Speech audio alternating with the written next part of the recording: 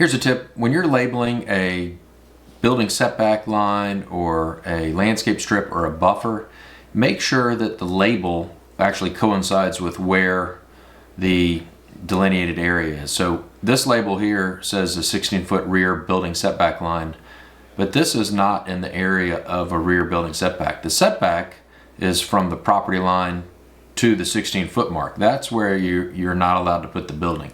So make sure that the label goes where the restriction is and doesn't label an area nearby the item but on the wrong side. Also, this thing was conflicting with multiple other lines.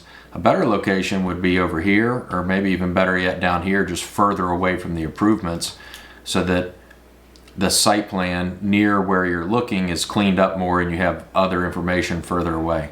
Also, you can see that this is crooked. If you use the Control-Shift middle button to set your UCS to this line, then you can grab this label, grab this, and then press Shift middle button to turn on your ortho, and you can see that it's correcting it. It's setting this to the UCS that I just set there.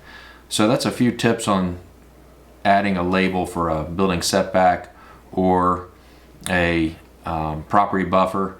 This label here, for instance, came from the original engineer who put it together, and they had it labeled up here, which is, we say, is incorrect. I moved it back down here because this is the area where the buffer is. There is no buffer here.